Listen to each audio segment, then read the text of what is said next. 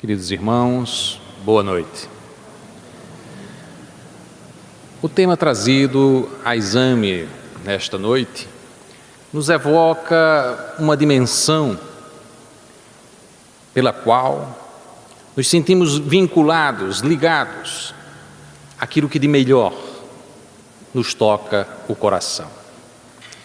Quando falamos do amor, nos ligamos mais diretamente ao divino, embora não o percebamos, porque em muitas oportunidades somos nós a lidar com essa palavra com uma tal sem cerimônia, como se não percebêssemos nela o valor profundo de vinculação com a divindade em nós. Então, assim, nesta perspectiva, nos foi informado pelo evangelista João, em sua primeira epístola, no capítulo 4, em que ele afirma com muita propriedade: Deus é amor.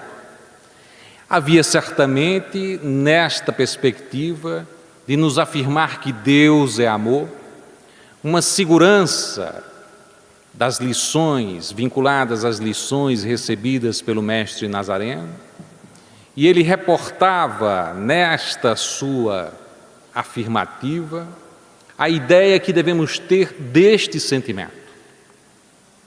Se nós, ao nos referirmos ao nome de Deus, e quando o fazemos com reverência, quando nos vinculamos em oração ao divino e dizemos Pai Nosso, é como se nós estivéssemos dobrando os joelhos diante daquilo que sabemos ser a perfeição absoluta. Porque, ao tratar com o nome daquilo que, pela expressão do apóstolo, poderia ser a expressão de Deus, porque como ele o sabia e nós o sabemos, temos uma dificuldade imensa de definir Deus, de termos a condição de resumir em palavras, numa definição, o que é a absoluta perfeição, a absoluta bondade, a absoluta justiça. Se temos dificuldades de adentrar neste universo, aquilo que mais poderia dar conta do que é Deus, foi nos dado pelo apóstolo, ao afirmar: Deus é amor. Mas nós nos referimos nas nossas relações cotidianas e dizemos: eu amo fulano de tal, com uma tal sem cerimônia, como se não percebêssemos que ao dizer eu amo, estou dizendo eu sinto ou eu percebo nesta pessoa a quem estou dirigindo o meu afeto, o meu sentimento, a dimensão divina que de mim se espraia em sua direção. É um sentimento muito mais profundo. É um sentido de sacralidade à palavra amor que geralmente nós não a damos. Mas o evangelista, que sabia a profundidade e o significado de um sentimento, experimentado como, apreendido como, vivenciado como a expressão máxima do nosso processo evolutivo.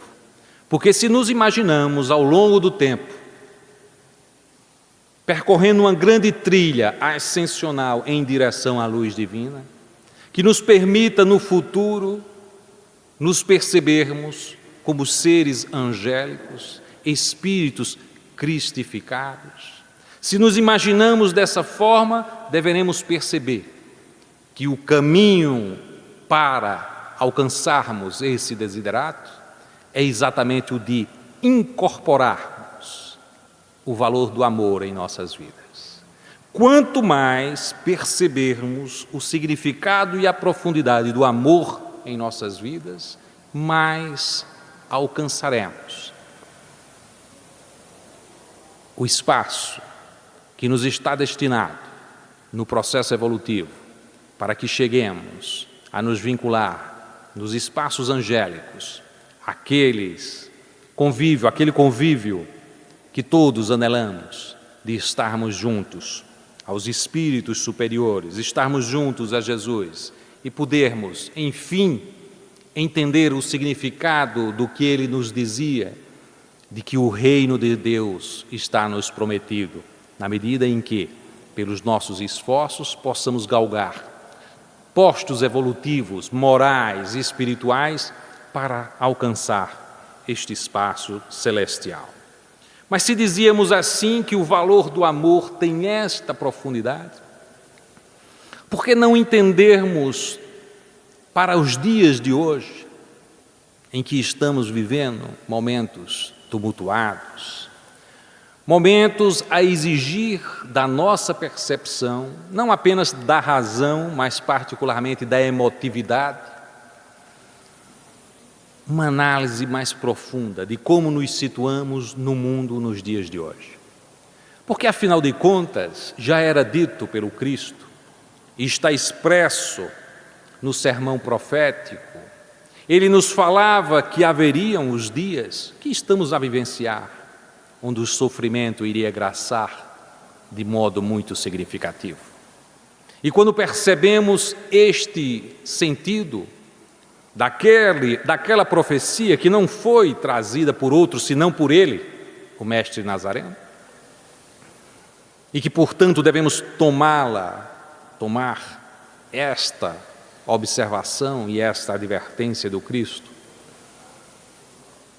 como elemento fundamental para perceber o valor desta existência atual, é o de que possamos, na percepção e no significado daquilo que estamos a vivenciar em sociedade, na família, em nós mesmos, entender que, a despeito dos momentos tumultuados, tortuosos que estamos a viver, o amor preside as nossas existências.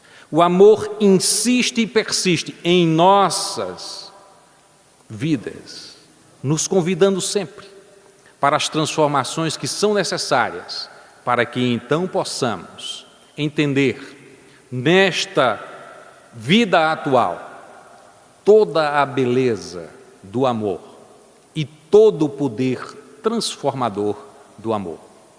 Porque vejamos, estes são dias tumultuados e nós o percebemos em todas as dimensões.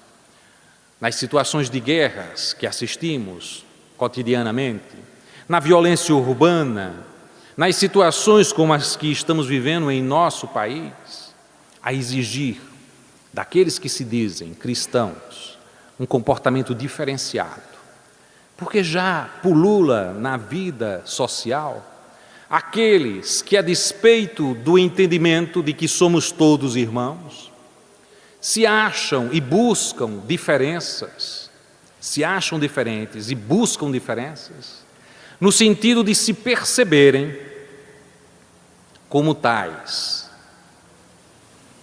numa perspectiva de serem privilegiados pela ordem divina.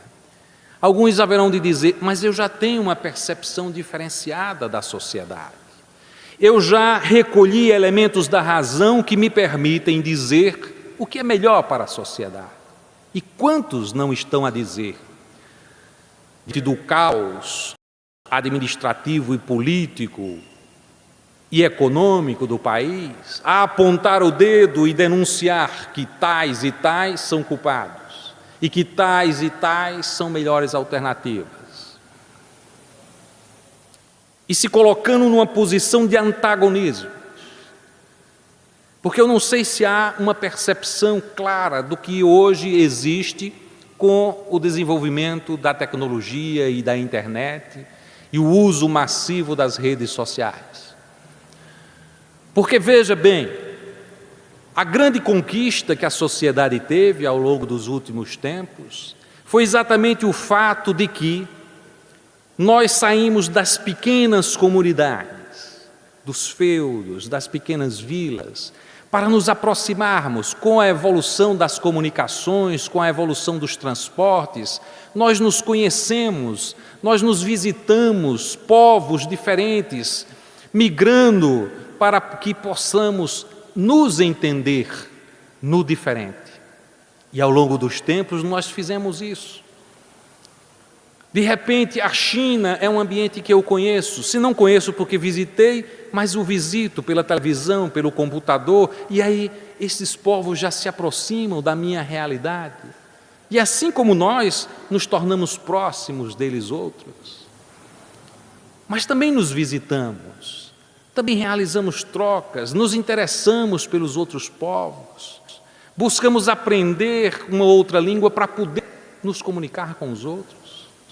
As grandes conquistas da sociedade foram exatamente construirmos espaços onde podemos nos comunicar. E assim tínhamos as escolas, e assim tínhamos os espaços de confraternização para nos conhecermos, nos relacionarmos. Porque ao fazermos isso, estamos começando a entender o significado do chamamento do Cristo. Amai ao teu próximo como a si mesmo. Como amar ao próximo sem nos relacionarmos uns com os outros? Antigamente, as experiências místicas, as pessoas se imaginavam amando a sociedade enclausurado em um mosteiro, rezando pela humanidade, mas não sendo capaz de olhar nos olhos do outro, de abraçar a necessidade do outro, de ser capaz de identificar no outro um seu irmão e abraçá-lo. Porque separado da vida social. Mas a conquista da sociedade foi exatamente romper os muros e irmos ao encontro do outro. Mas há um fenômeno novo que a tecnologia, embora podendo oferecer essa possibilidade de encontro, tem atuado justamente para criar separatividades.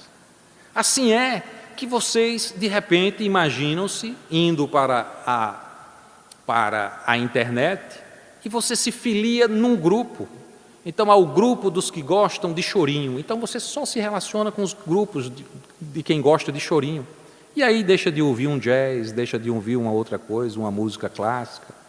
Há os que gostam de um determinado partido e fica conversando só com aquele camarada que já é do mesmo partido. Então, não tem a capacidade de escutar o outro, que pensa diferente.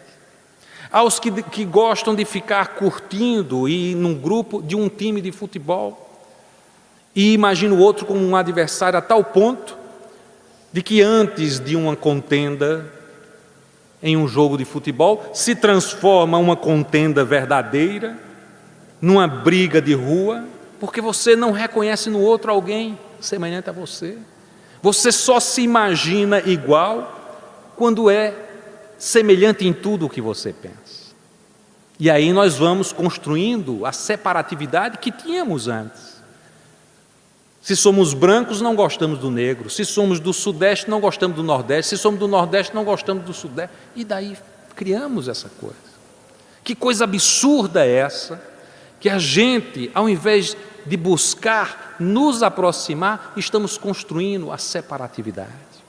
Então, o papel do cristão numa hora como essa, em que a divisão política no Brasil se instala a tal ponto que as pessoas se veem como inimigos, é dizer que nós podemos ter qualquer opção partidária, qualquer opção, porque depende da experiência de cada um. Tomar uma opção numa eleição é algo absolutamente normal que cada um faça de acordo com as suas convicções, mas que isso não nos torna inimigos e que, portanto, é preciso construir as pontes, é preciso construir o diálogo, é preciso transpor as portas fechadas que estão sendo feitas. Quantas pessoas nos últimos tempos têm colocado na internet: aquele que pensa dessa forma, por favor, seja excluída do meu grupo? É o que mais assistimos hoje. A pessoa diz: olha, aquele que concordar com tal deputado, não seja mais meu amigo. Mas é possível que a amizade seja colocada em xeque porque alguém, por acaso, gostaria de votar em A, em B ou C?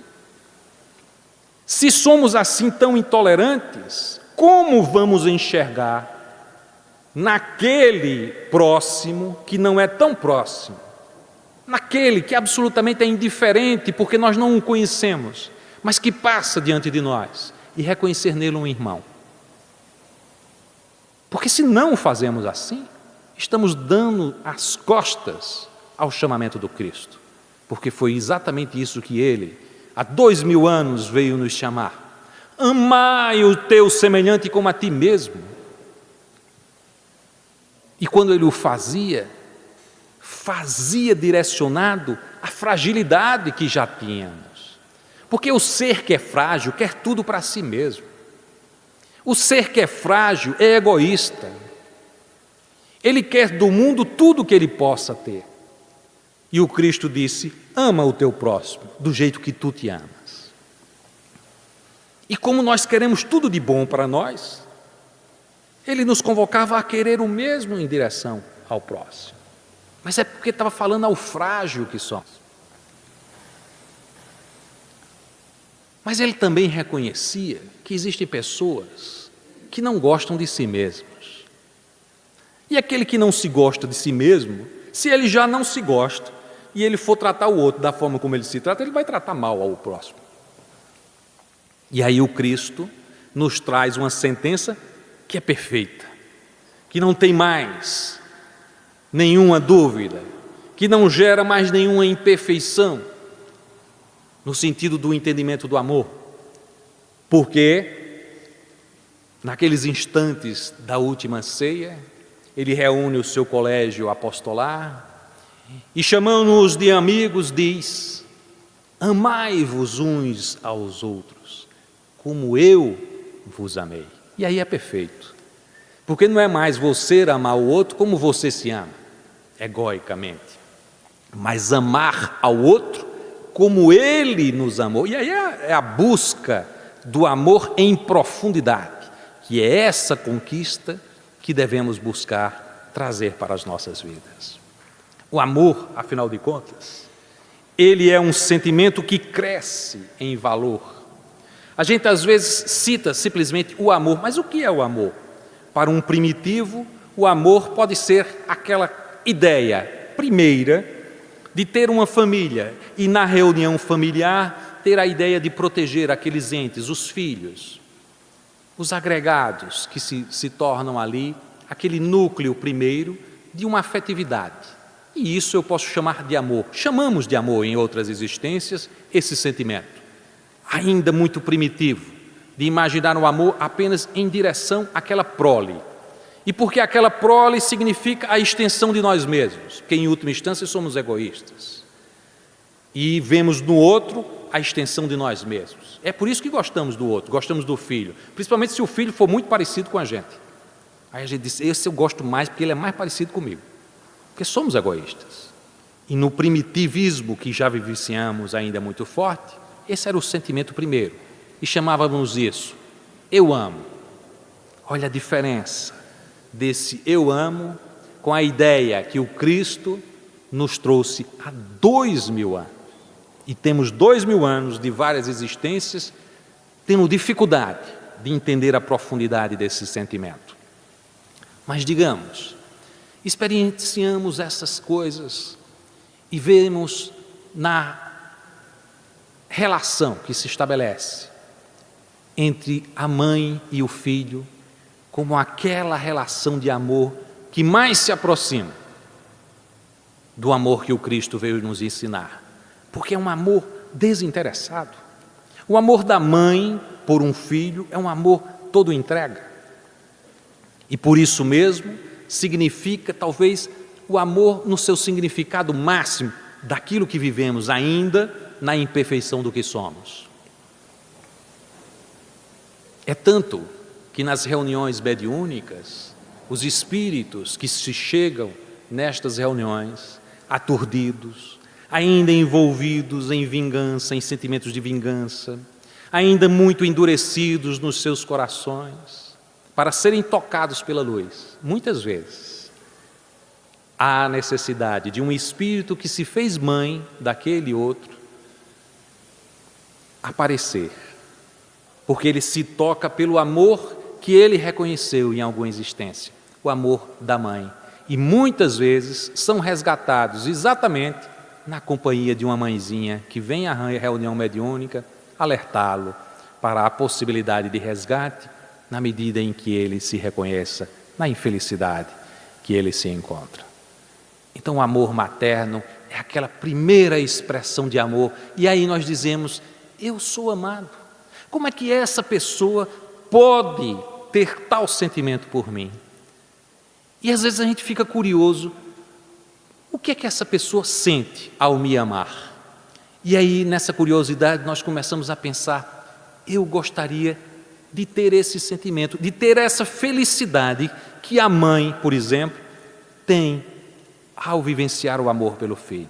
E a pessoa diz assim, eu quero amar. Além de ser amado, eu quero amar. Porque a primeira experiência que nós queremos mesmo é ser amado. Pelo nosso egoísmo, a gente quer ser amado, quer ter a experiência de ser amado. Mas aí a gente diz, rapaz, esse negócio vai ver que é interessante. Aí a gente começa a querer amar, ter a experiência de amar.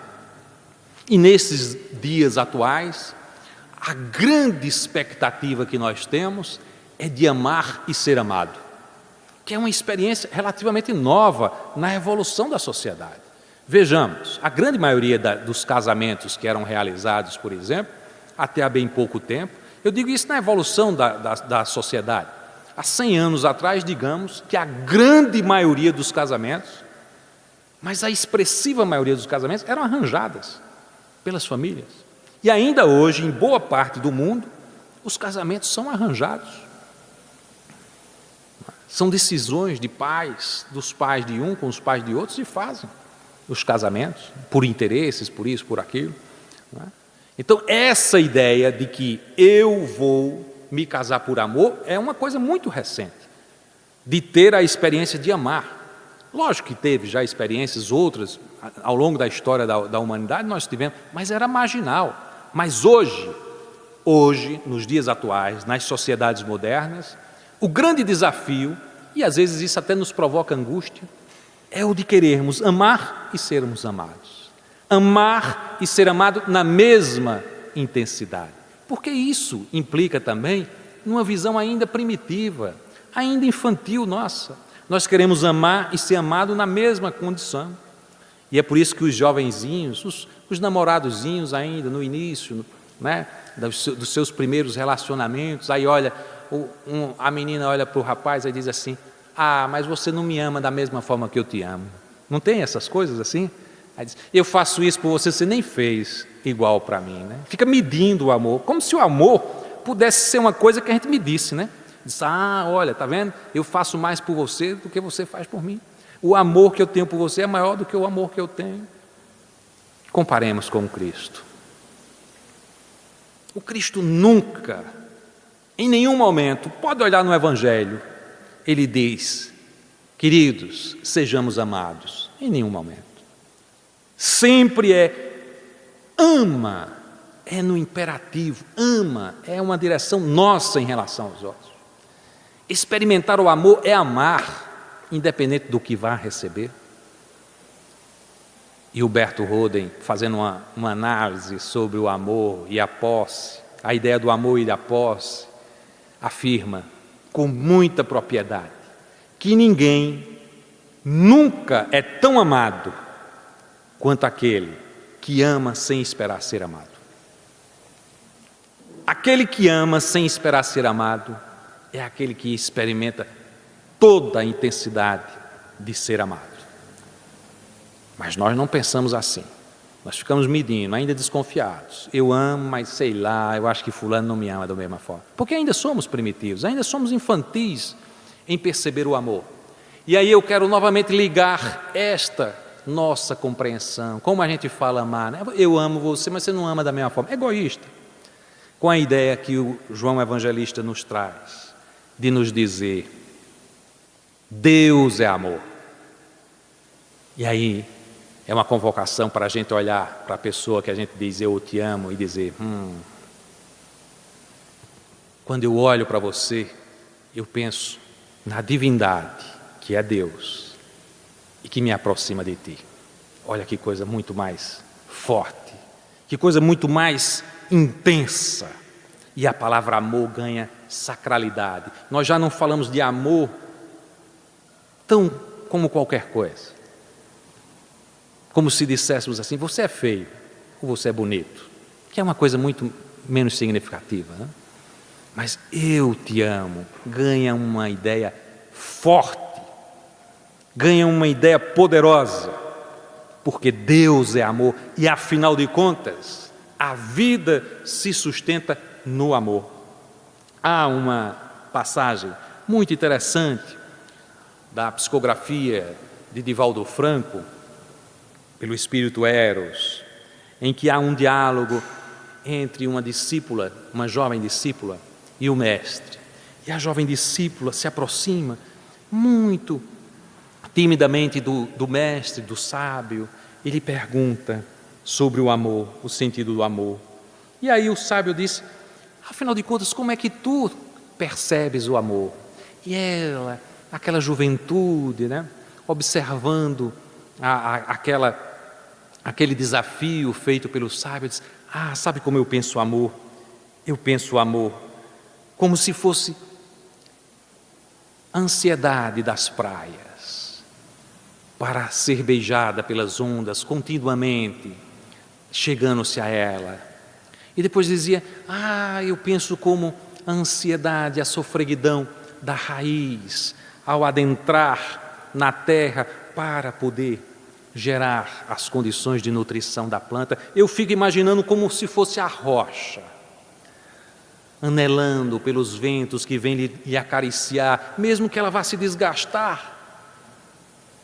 Eu imagino como se fosse o barro esquecido, que solicita ao oleiro que venha lhe dar forma e beleza. Eu fico imaginando como se fosse a semente que tem que se despedaçar para libertar a vida. Eu penso como se fosse a lâmpada apagada que exigisse a energia para gerar luz.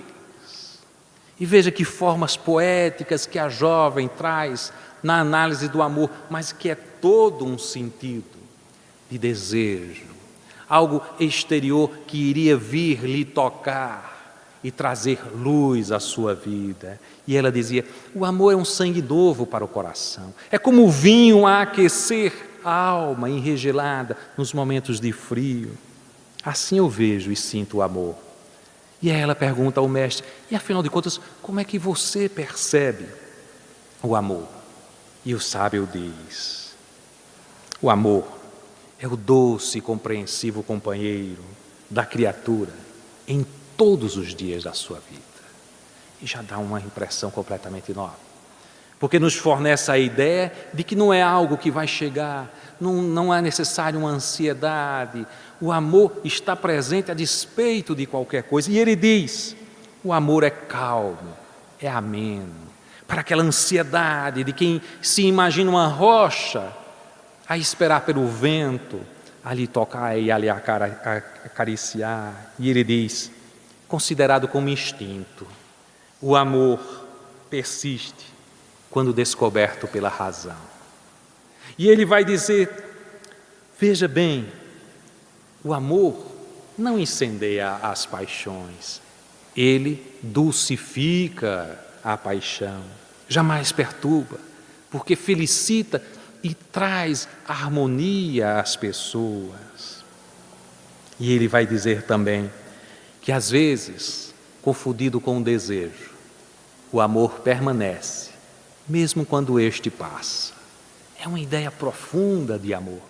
O amor não é esse sentimento ansioso dos desejos febris da juventude, mas é algo que está em nós, permanece, como ele diz, mesmo quando não identificado. Ele encontra-se presente, porque ele é o que dá origem à vida, e a vida não faz sentido sem ele. É o sentido que o João Evangelista nos trazia: Deus é amor. E quando percebermos amor, percebamos Deus em nossas vidas, Deus imanente, Deus em nós, Deus conosco.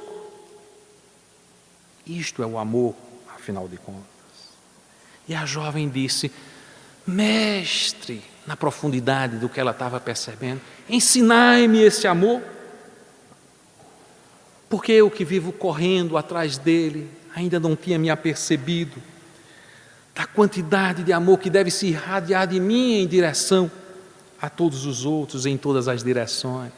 E o mestre ainda assinala e traz Mais uma lição: não te apresses no amor e descobrirás que já começaste a amar quando tu te observares a te doar, a servir, sem exigir nada em troca.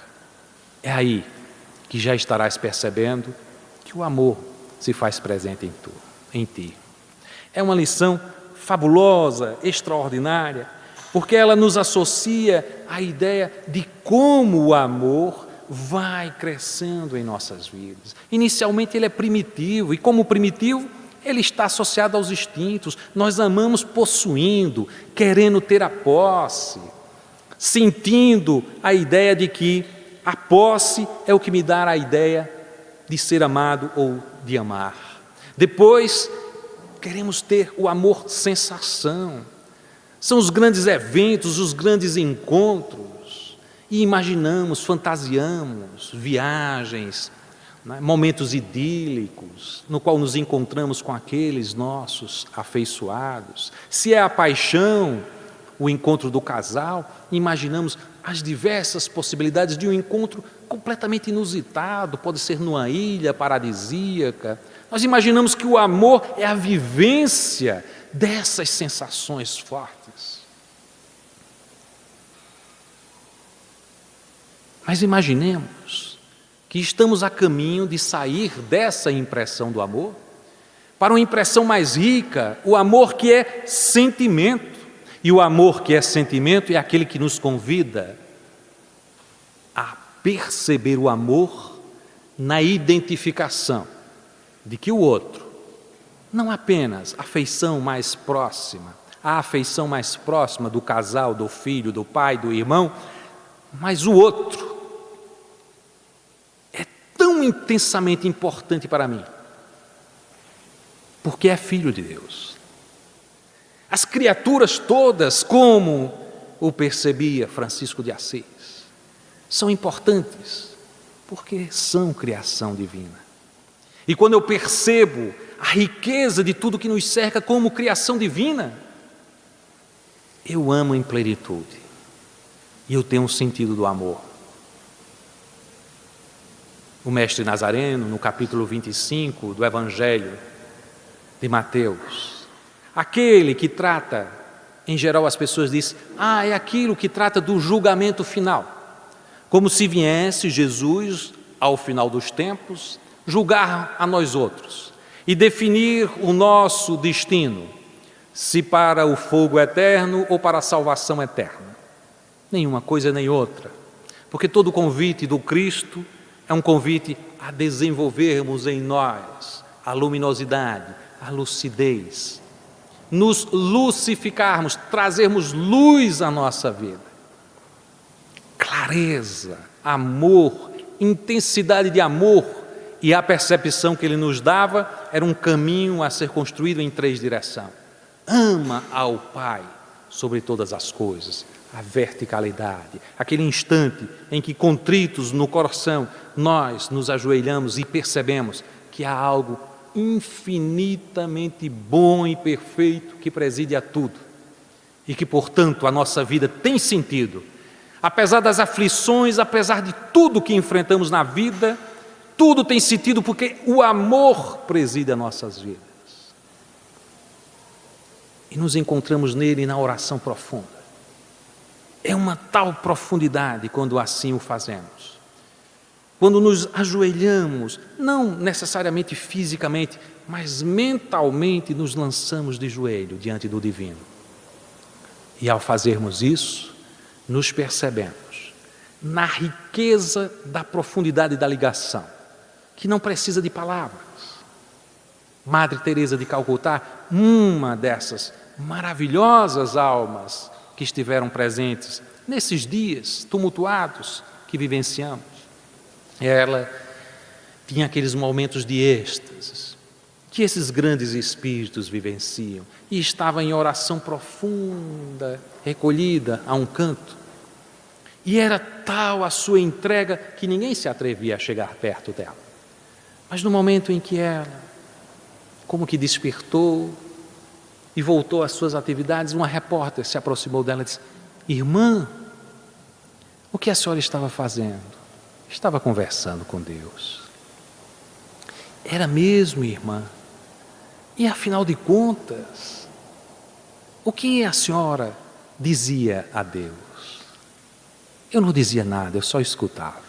É mesmo, escutava. E o que é que ele lhe dizia? Ele não dizia nada, ele só escutava. E a repórter ficou assim. E se você não compreende, eu não posso dizer nada. Certamente a repórter não tinha condição de compreender que espíritos desta natureza, que têm uma entrega tal, que se sente completamente tomada por Deus, sem necessidade de palavras dele em direção a nós ou nós em direção a ele, mas é a presença plena de Deus em nossas vidas. Precisamos de recolhimento e silêncio.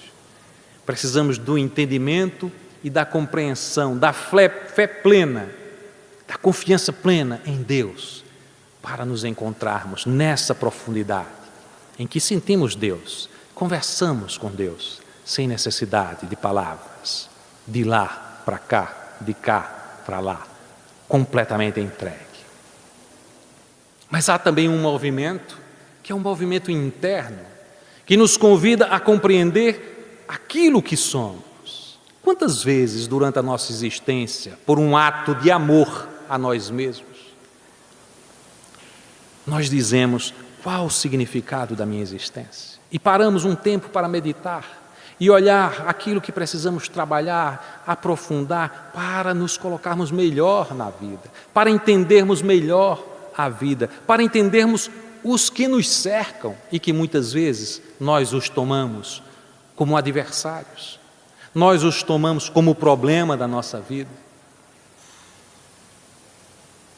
Para que possamos lidar com isso que achamos que é problema para as nossas vidas, precisamos visitar esses quartos escuros de nós mesmos, iluminar, como fazemos em nossa casa. Às vezes a gente não tem ambientes que a gente nem visita muito, a gente diz: rapaz, eu não gosto muito daquele ambiente, não é meio escuro. Na casa mesmo da gente faz, às vezes é um quarto escuro lá atrás, um porão.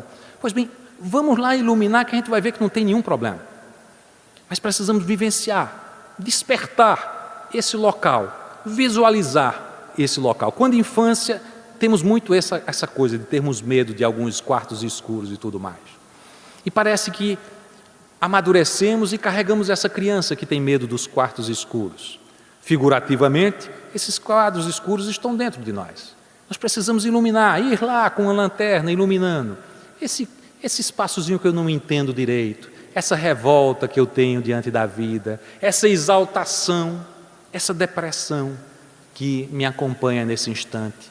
O que ela tem a me dizer? Qual é a lição que eu venho trazer disso?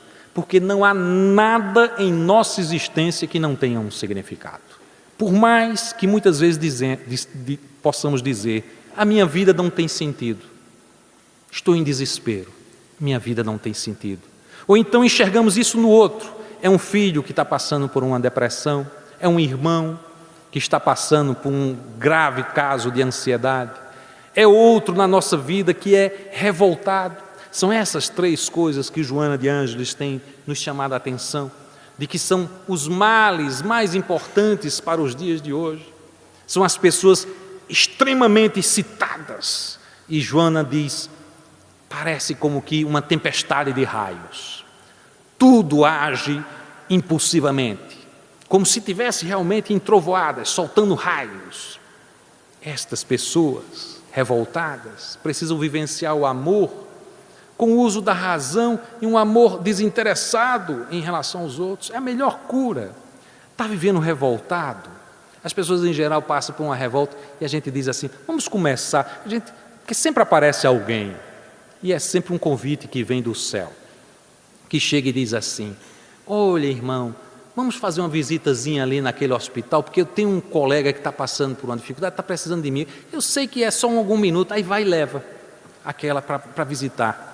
E aí a pessoa percebe naquele que está enfrentando um câncer, que está enfrentando uma dificuldade outra, muito maior do que as suas preocupações, diz: aí só em se constatar de que é possível ajudar alguém que está passando por uma dificuldade muito maior, aquilo já é uma temperança extraordinária. Vivenciar o amor, mesmo que inicialmente atendendo a um convite e meio sem vontade, aí vai e é tomado de alguma impressão. E aquela impressão fica e nos transforma. E começamos aí já vamos novamente, e já vamos novamente. E daqui a pouco a gente já está fazendo aquilo de forma mais automática, já achamos importante. E a gente vai, mesmo sem saber, curando essas feridas da nossa alma, essa revolta, que é uma revolta que nós não encontramos solução em vivenciar a revolta, mas é exatamente em vivenciar o amor que vamos encontrar a solução para a revolta. E aqueles ansiosos que tudo agem com uma intemperança, uma ansiedade muito grande, vivenciam o momento do amor em forma de meditação, de ressignificação da vida. Esse é um momento de que nós nos damos, por amar a nós mesmos, damos-nos o direito de, por um instante, nos afastarmos das zoadas, dos barulhos, dos ruídos, dos desejos que o mundo nos convida e nos damos um momento de reflexão sobre nós mesmos, gostando de nós, visitando esses quartos escuros, iluminando-os, para podermos nos retemperar. E há aquele momento profundo para o depressivo. O depressivo, esses estados da alma, essas noites escuras que vivenciamos. Toda noite escura, e Joana de Ângeles diz, estes que se comportam tal como, por uma grande depressão, é como se eles estivessem envoltos numa nuvem escura, mesmo que diante deles esteja o meio-dia e o sol pleno sobre eles, mas eles não o percebem. Não percebem o sol porque estão em torno de uma nuvem.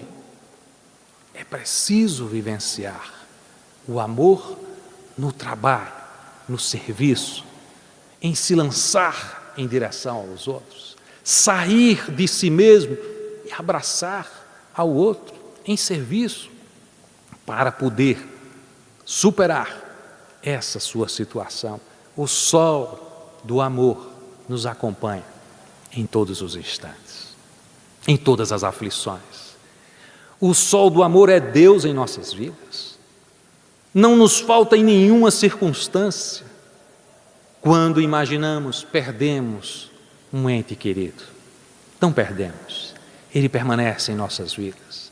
O amor é um laço tão profundo que mesmo aqueles que partiram nos acompanham em amor, em gestos de carinho, em nossas intemperanças, em nossos desesperos. Ali está o amor da mãezinha que nos antecedeu, do filho amado a quem dissemos, como ele pode ter partido antes de mim, mas ele está ali presente em orações pelo nosso restabelecimento, para que não caiamos em desespero, para que o desespero não nos leve a lutar contra a própria vida.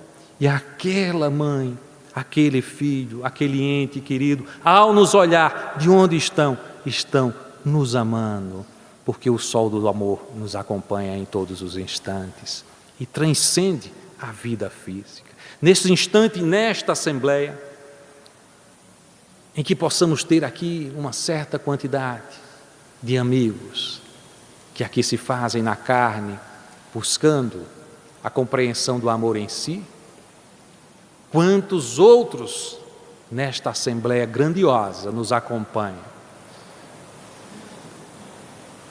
para poder, em eflúvios de entrega, de orientação, de instrução, de amor cooperativo, atuando nas nossas necessidades, nesse instante, estão retemperando as nossas almas. E mais do que tudo, nesses instantes, alguns irmãos também ansiosos, também amargando dores profundas no plano espiritual, ligados a nós, pela nossa procura espiritual, vem conosco a esse santuário que é o Centro Espírita, casa de amor e de caridade, para neste educandário e neste hospital de almas receber as vibrações amorosas e retemperar os seus corações para o amor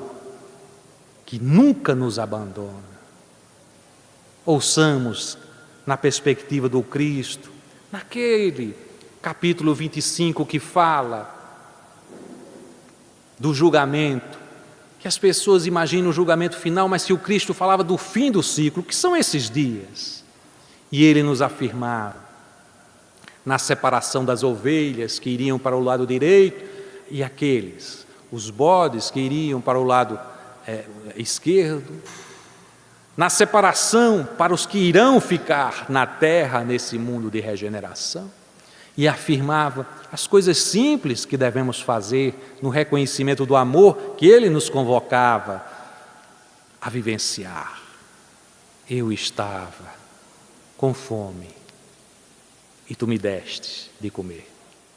Eu estava com sede e tu me deste de beber. Estava nu e tu viestes a me agasalhar.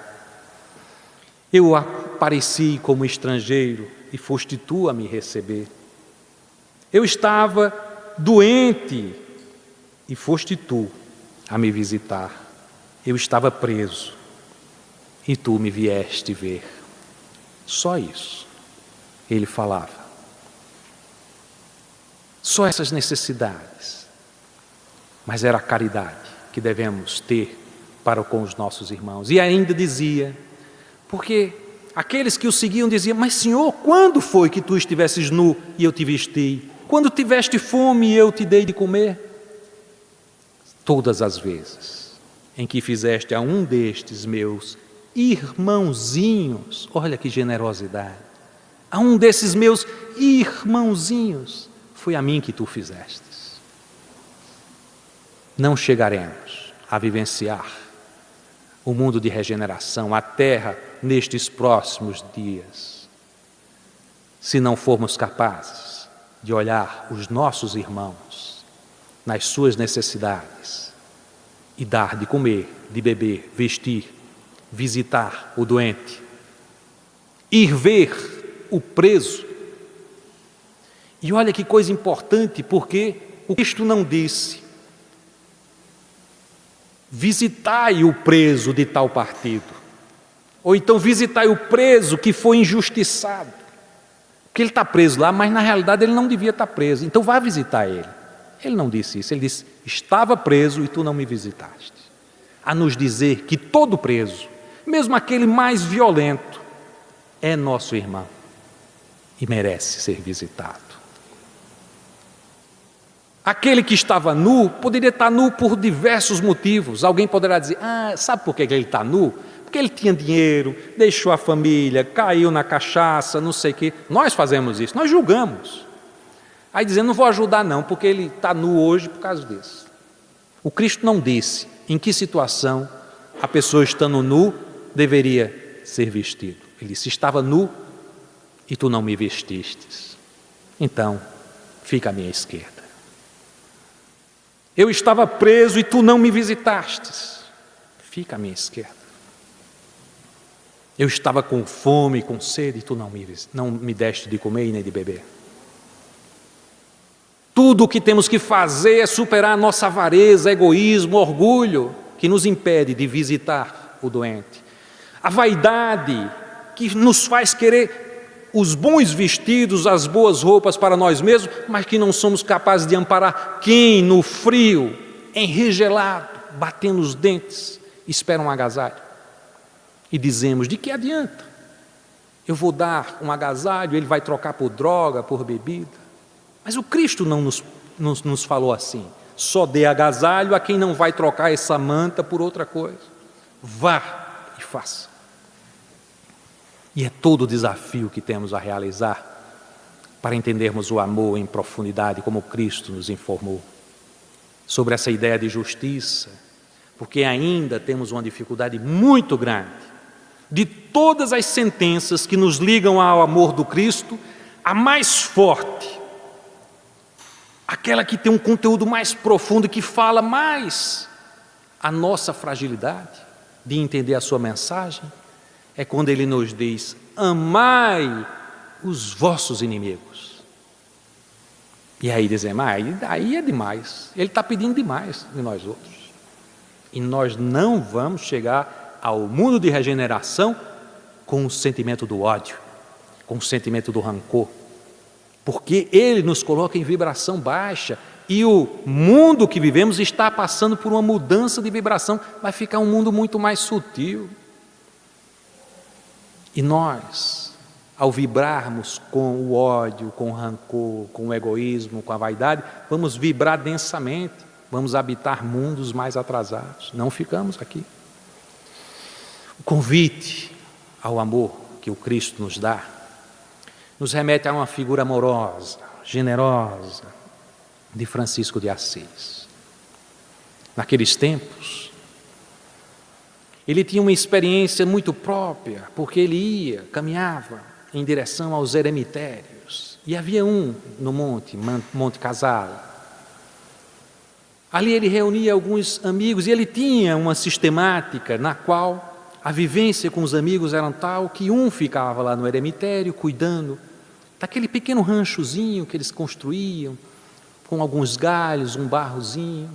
E naqueles instantes, ele saía com outros amigos para buscar alimentos, aquilo que era necessário para o repasto ao final do dia. Mas lá tinha ficado o irmão Ângelo. E o irmão Ângelo tinha sido um soldado que tinha ido para as cruzadas e convertido ao grupo franciscano, se entregou por completo, mas trazia o soldado diante dele. E naqueles dias havia uns assaltantes que estavam criando grande conturbação nas aldeias próximas. E chega ao eremitério de Monte Casale para assaltar, para tirar as poucas coisas que existiam lá. E o irmão Ângelo disse: olhe, eu sou um velho soldado, eu não estou com espada aqui, mas tenho esse porrete. E se vocês vierem querer roubar as poucas azeitonas que temos aqui, eu irei rachar a cabeça de vocês com este porrete. E assim foi que ele colocou a correr os assaltantes com cacetadas. E quando Francisco chega das suas incursões, já estavam os outros franciscanos juntos com o Frei Ângelo lá, e estavam todos sorrindo, dizem: mas irmão, vem ouvir a notícia, as coisas que aconteceram aqui, que coisa engraçada, o Frei Ângelo. E logo quando eles foram contar a história, notaram que Francisco ficou profundamente tocado. Ele estava irritado com aquela situação, mas ele não queria transparecer a irritação. E ele sai do ambiente, os irmãos já notam: e fizemos alguma coisa errada. E ele sai para fazer as suas orações e diz: os soldados. O que constroem os soldados? Os soldados poderão erguer uma cidade com base numa espada, irão cultivar, afinal de contas, campos com uma machadada. Os soldados, precisamos vencer os soldados que carregamos em nossas vidas. E ele volta, porque ele estava preocupado de não transparecer a ira para o irmão Ângelo, porque isso seria para ele tão forte e tão inadequado quanto as porretadas que o irmão Ângelo deu nos assaltantes. E ele chegou: sabe, irmãos, e os irmãos ficaram assim: sim, pois não, pai Francisco. Sabe, irmãos, eu imagino o seguinte: se aquele assaltante que foi crucificado junto ao Cristo tivesse tido o amor junto a ele de uma mãe, se alguém tivesse se apresentado na boa orientação quando ele pela primeira vez teve o sentimento de roubar, eu tenho a impressão que ele não tinha feito aquilo que o levou a ser crucificado. Irmão, o amor é o que cura tudo. Afinal de contas, quando vermos alguém violento, saiba, ali está um doente. E sabe doente de quê, irmão? Doente de amor. É um doente de amor o que se faz violento. Irmãos, eu vou atrás dos irmãos bandoleiros para lhes pedir perdão. E o Frei Ângelo disse: irmão, pelo amor de Deus, não faça isso, deixe que eu vou. Não, irmão, eu vou lá, mas a culpa é minha. Não, irmão, se nos santificamos todos, quando buscamos orar, estudar as palavras do Evangelho, também somos nós todos que erramos quando um erra. Era o sentido da fraternidade em absoluto. E naquele instante Frei Ângelo se lança ao chão e diz: mas irmão, pelo amor de Deus, me permita que eu me corrija. E é lógico que Francisco não ia deixar que ele não fizesse a sua corrigenda. Ele disse: está certo, irmão, você vai subir montes e descer montes, porque eles não deverão estar longe daqui. E você vai chegar para eles e dizer: irmãos, por tudo que é sagrado, me perdoe. E se eles olharem que existe paz nos vossos olhos, eles irão atender. E quando você os encontrar, coloque essa toalha branca e leva isso que trouxemos aqui, uvas, o leite, leva o pão e coloca sobre a mesa e diz: irmão, venham participar dessa ceia que o irmão Francisco preparou para vós e perdoai.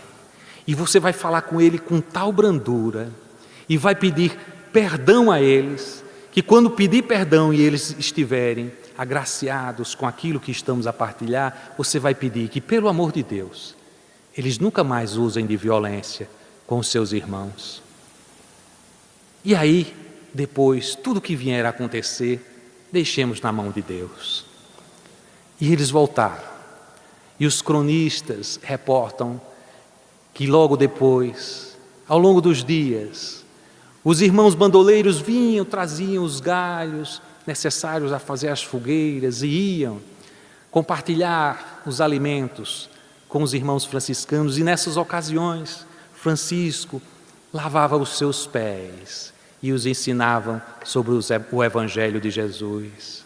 E com o passar do tempo, eles todos se integraram aos trabalhos do irmão Francisco, que não julgou, que não odiou, que não temeu, que não usou da violência, que atendeu o convite do Cristo.